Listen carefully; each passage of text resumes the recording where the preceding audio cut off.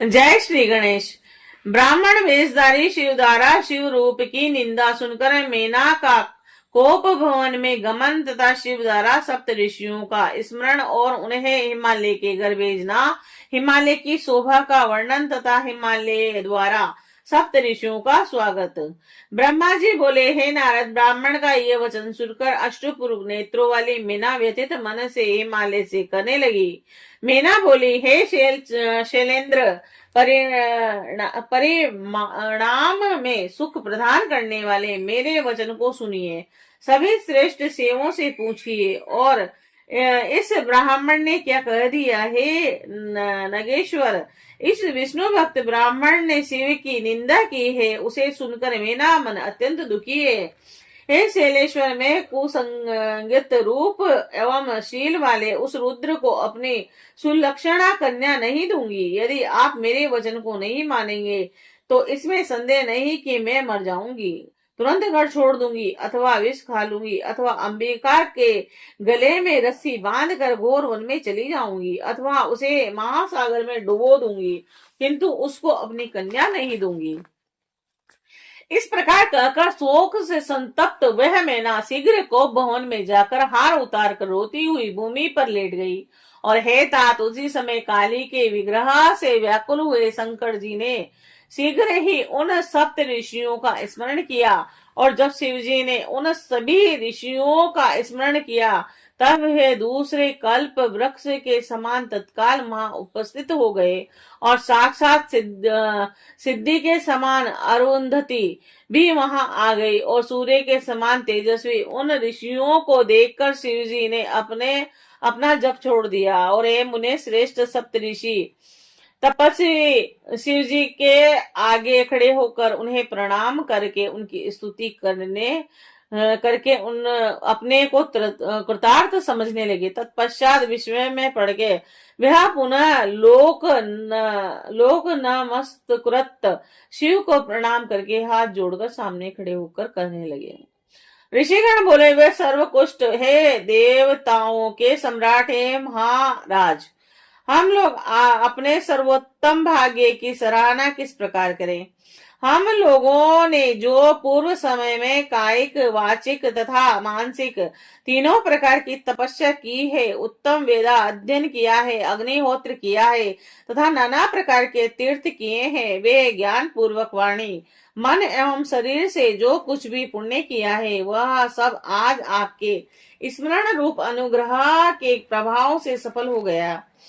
जो मनुष्य आपका नित्य स्मरण करता है वह कृत कृत्य हो जाता है, और तब उनके पुण्य का क्या वर्णन किया जाए। इसका स्मरण आप करते हैं। ए सदाशिव, आपके द्वारा स्मरण किए जाने से हम लोग सर्वकुष्ट हो गए हैं, और आप तो किसी के मनोरथ मार्ग में किसी प्रकार आते ही नहीं हैं। और जिस प्रकार बोने को फल प्राप्त हो जाता है और जन्मांध को नेत्र प्राप्ति होती है, गूंगे को वाणी मिल जाती है, कंगाल को निधि दर्शन होता है, पुंग को ऊंचे पहाड़ पर चढ़ने की शक्ति प्राप्त हो जाती है तथा वंध्या को प्रसव संभव हो जाता है, उसी प्रकार है प्रभु, हमें आपका यह दुर्लभ दर्शन प्राप्त हो गया है।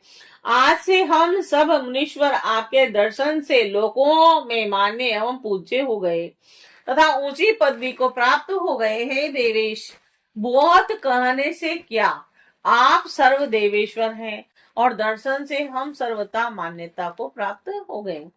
आप जैसे पूर्ण परमात्मा को किसी से प्रयोजन ही क्या है, किंतु यदि हम सेवकों पर कृपा करना ही है तो हम सबके योग्य कार्य के लिए आज्ञा प्रदान कीजिए। ब्रह्मा जी बोले, तब उनकी इस बात को सुनकर लोकाचार का आश्रय लेकर महेश्वर शंभु मनोहर वचन कहने लगे। शिव जी बोले, हे महर्षियों, ऋषि जन हर तरह से पूजनीय हैं, आप लोग तो विशेष रूप से पूजनीय हैं। हे विप्रो, कुछ कारणवश मैंने आप लोगों का स्मरण किया है।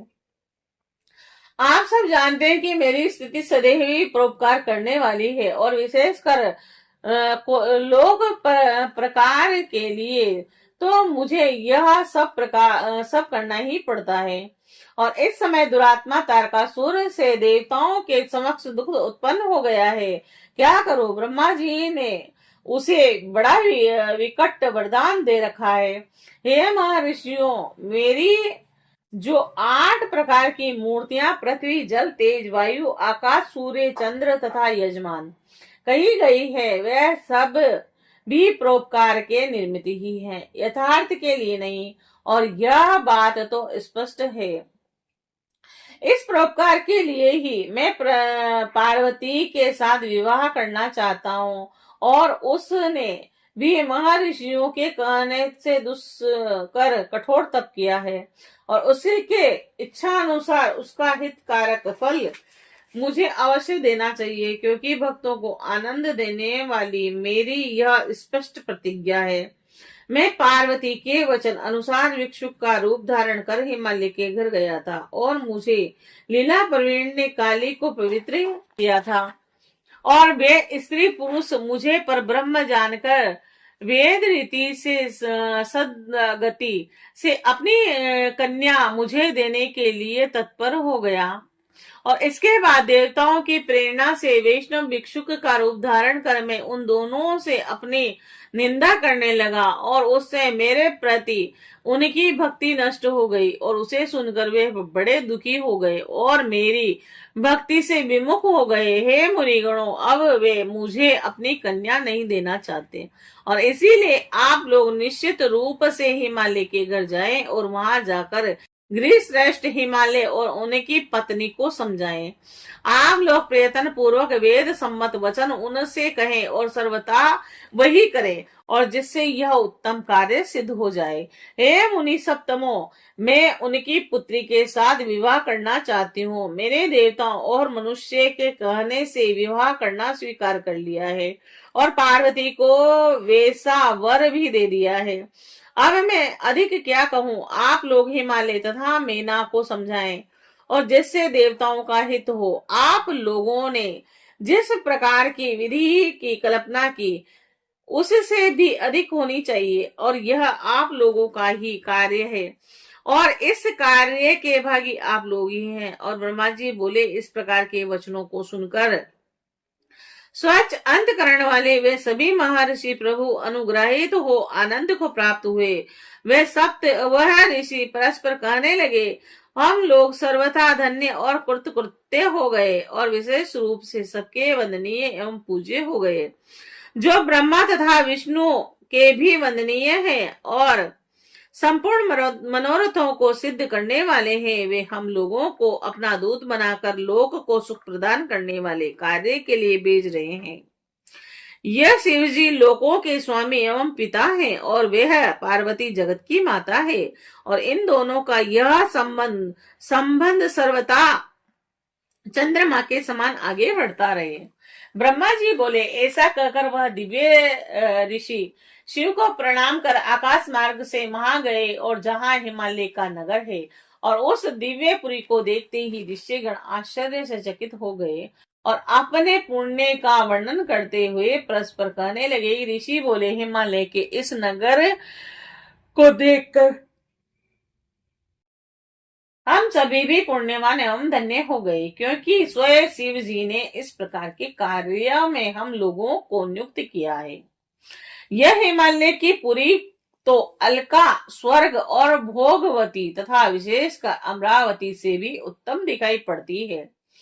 इस पुरी के अत्यंत मनोहर एवं विचित्र घर और आंगन स्फटिक तथा नाना प्रकार के उत्तम मणियों से बनाए गए हैं, और इस पुरी के प्रत्येक घर में सूर्यकांत एवं चंद्रकांत मणियां विद्यमान हैं, तथा अद्भुत स्वर्ग ये वृक्ष लगे हुए हैं। तोरणों की शोभा घर घर में दिखाई दे रही है।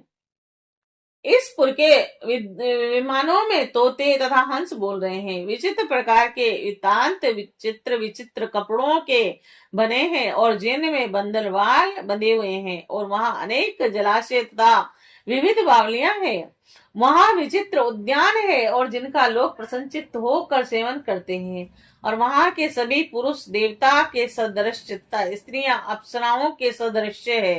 हिमालय के पुर को छोड़कर स्वर्ग की कामना से क्रम भूमि में यज्ञिक एवं पौराणिक लोक व्यर्थ ही अनुष्ठान करते रहते हैं।